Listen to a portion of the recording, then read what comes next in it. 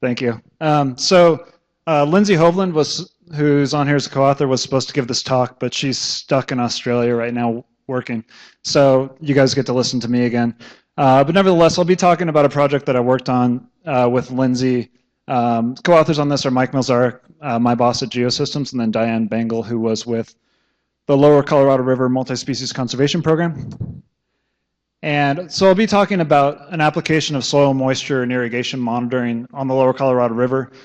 Before some of you leave that have seen me talk on this before, there's some new questions at least, not new results necessarily.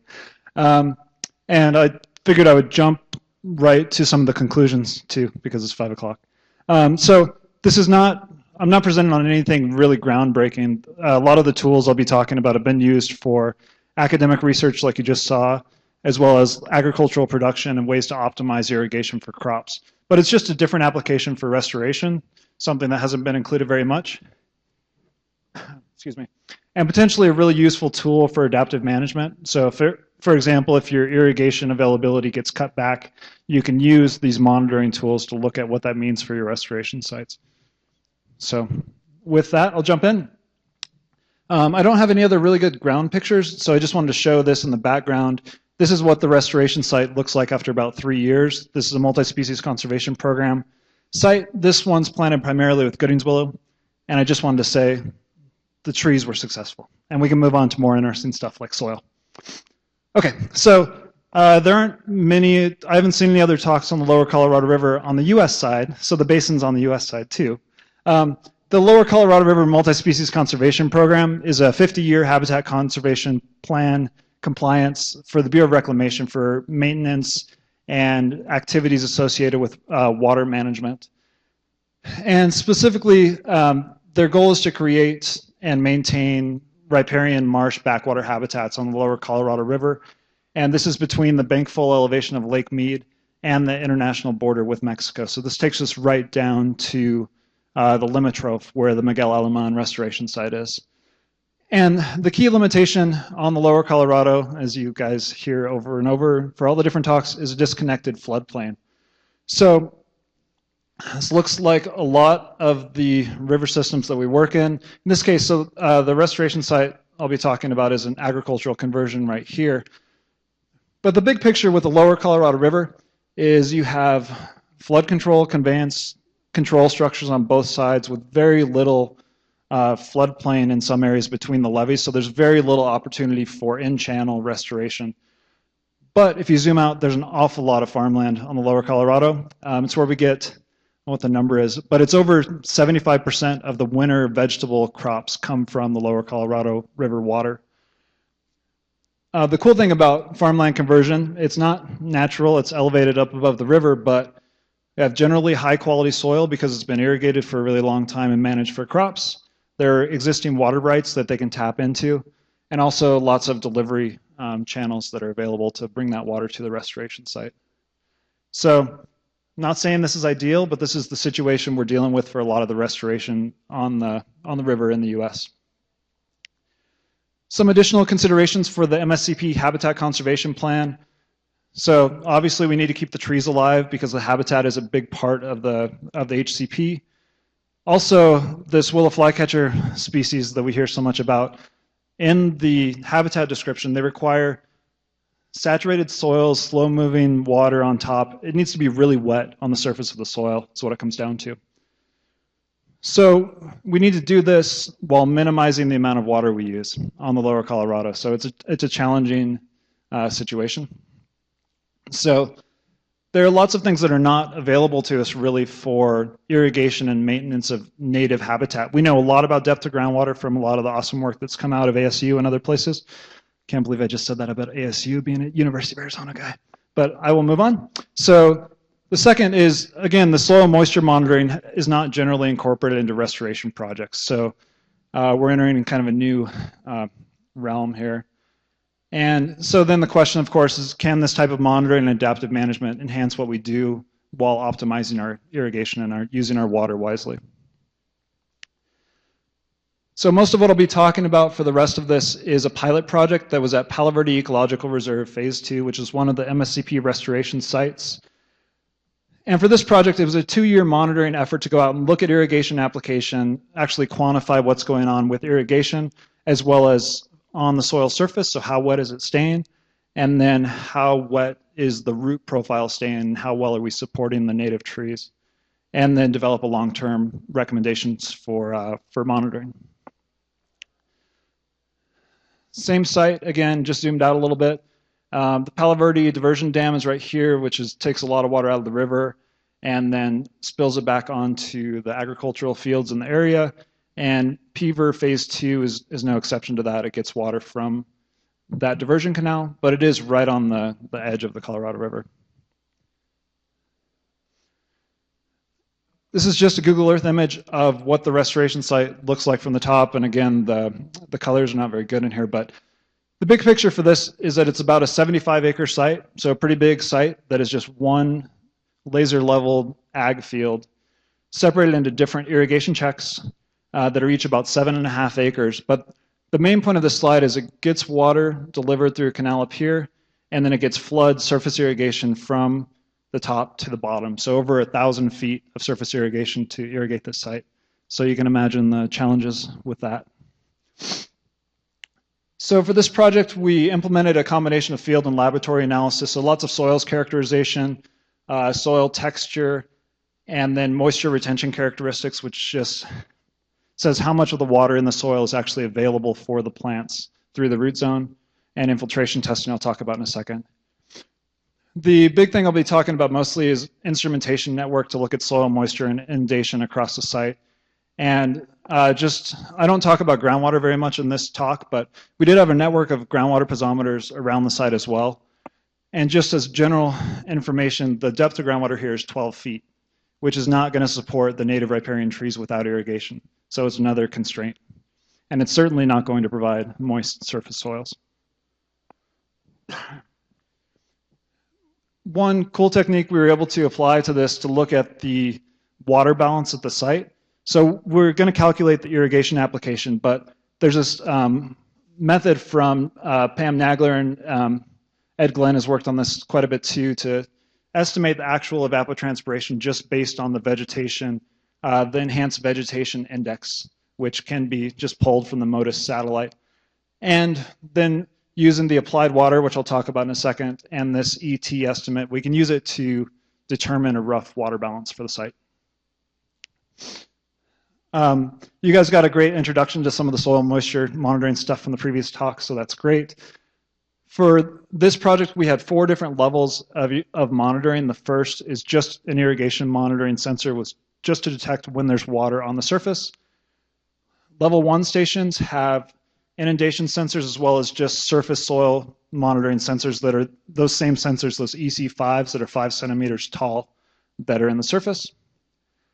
Level 2 stations have all of this, plus water content sensors at 1 foot, 3 feet, and 6 feet below the ground surface. And then the level 3 stations have a bunch of other stuff with more expensive and complicated data logger systems where we actually looked at matrix potential, which I'm not going to go into today. This is how we ended up dividing up the site. So I'll walk through it just quickly. We pulled the NRCS soil data as background information and lumped the soil types into roughly sandy areas and fine grained soils. So these are areas with loams and clays, whereas these were all sands and loamy sands.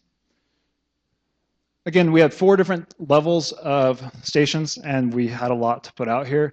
The idea is, first, these level 3 stations are expensive, and we didn't want to make them all level 3, so we put 2 in representative locations in the fine textured soils and 2 in the sandy soils. Level 2 stations are the black ones, which the black and red is difficult here. But the same deal with level 2, we distributed pretty much an equal amount to the sandy and the fine textured soils and looked at the soil moisture profile there. Level 1 stations were scattered in other permanent monitoring stations that we were required through the contract to look at all those locations, so we filled in the rest with those. And finally, we have these standalone irrigation monitoring sensors that we distributed strategically in some of these irrigation checks, which I'll back up for a second and say the water is delivered across the top and then flows through each one of these irrigation checks, which is what those different names are on top. So we wanted to intensively look at soil or irrigation distribution across some of the checks. So we distributed them into 5, which is where this one. And this check, we're able to piggyback on the other stations, and same here, and then check 7. So we had 2 checks where irrigation was monitored really well in the fine textured soil. 5 already. And then 3 that were in the coarse. So time must be going at double speed here. So we put out a bunch of infiltration, or we did a bunch of infiltration testing to look at how much water goes into the soil over a given amount of time. And that was used to come up with these curves, which are standard for agriculture, where you know how long there's water sitting on the surface, and you can calculate how much water has gone in. So, for example, 1 hour, you can look at how much water was applied at that time. And for that, we built these little sensors that basically 2 stainless steel bolts, 2 wires going back, one of them has a resistor, and the thing, not literally, but it beeps when there's water between the bolts because you have a connection. And I'm going to buzz through this. So this is just an example of the data we're able to get from those sensors. So these different bars are just different depths or different lengths from the irrigation start to the end. So you can see how long it takes the water to get to the bottom end of the check, and then calculate how long the water's sitting there, and then of course apply that to get how much water is applied across the check. So this is just an example of those calculations. We got the duration of inundation for all these, apply the infiltration curves, and you can get your water distribution. So something really, really useful tool to see how your water is getting applied across the site. Take that, you add in the cumulative evapotranspiration. This is from the MODIS model that I mentioned. And you can see how well your irrigation application matches with the actual evapotranspiration data. And you can see that at these 3 checks, we're way over applying to meet actual evapotranspiration, and at these 2, we're pretty much meeting it. So it's a gauge of if you're applying enough water or not. Try to focus my time, what I have left. Just want to show a couple soil moisture profiles. This shows a really sandy soil location, so basically pure sand from 0 to 12 feet. And the darker the bar, the deeper you are. So this is at the surface, 1 foot, 3 feet, and 6 feet. And when water arrives, you can see the soil moisture shoot up on the surface to saturation. And then as soon as irrigation stops, which is right here, all the water leaves the surface soil and it infiltrates really quickly. And not only does it disappear from the surface, it goes to 6 feet almost immediately, and then it drains. And you have a little bit of an elevation afterwards, but this is showing that the water is basically going through the root zone and down into the groundwater. So the extra irrigation that's applied here, this whole volume of water is lost to the groundwater system. Contrasting with that is fine-grained subsurface, and specifically this has a layer of clay that's at about 4 feet that restricts soil moisture from going from the surface down in. The surface is still pretty sandy, so when water arrives, you see the soil moisture go up and it drops a little bit slower. You can see the peak also at 1 foot. Oh, and the 3 foot is also right behind that black bar. But the point is here at 6 feet, you never see a bump in soil moisture during that period. So all that water is staying between the surface and 6 feet. So you're maintaining it on the site if that's what you want. You can also use these data to figure out how much soil moisture you're keeping on the surface. That's what this shows. So the conclusions. We were able to quantify how the water was being applied and show how the distribution uniformity, which is just an ag engineering term of how even your application is across the site, is limited by the sandy soils. Applied irrigation is often greater than the actual ET, so in some cases they could reduce the applied water. We showed that they were overwatering to maintain the vegetation, but we were still not meeting the surface soil moisture habitat requirements for the willow flycatcher. So the combination of this and this is a challenge for maintaining willow flycatcher habitat. And follow up with me if you have questions. So this, all that was old for those of you that have seen me talk before. So the question now is, okay, we've seen these different profiles, and what's ideal for your restoration site? What do you want to see? And this is a slide I pulled from the talk earlier that shows groundwater response, which is green, and then soil moisture at 2 different depths following the environmental pulse flow for minute 319 in Mexico. Okay, so the difference with this is that the soil moisture change is driven by the change in groundwater, okay?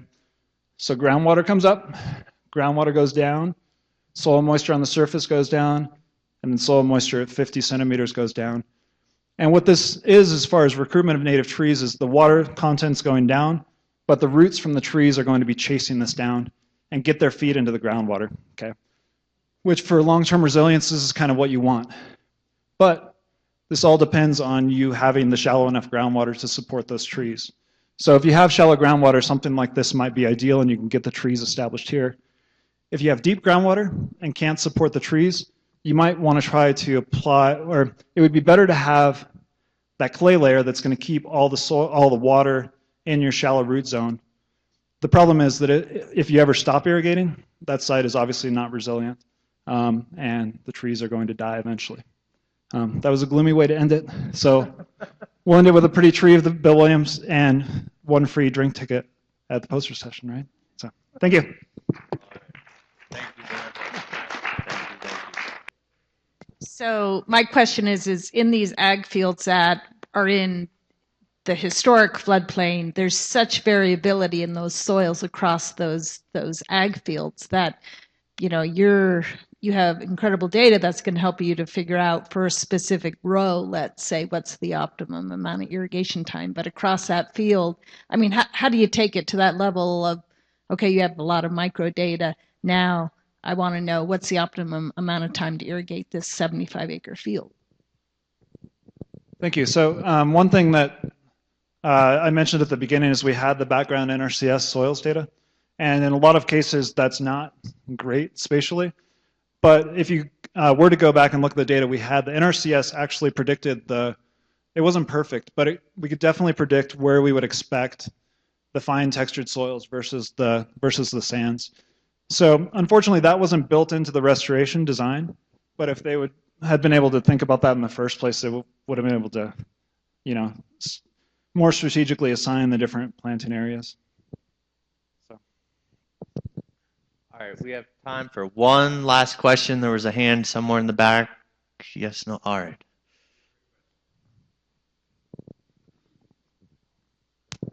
Hi, great talk. You know, with those, I really found those soil profiles over time really interesting. And I think we know that for cottonwoods and willows, you know, the spring pulse with a certain, you know, kind of the root box or whatever it is, Stewart Roots box, that you get the water table up to keep up with the retreating roots of the cottonwoods and willows. Have you done that for any of the other species that occur in these systems, like the Baccharis or some of the other things?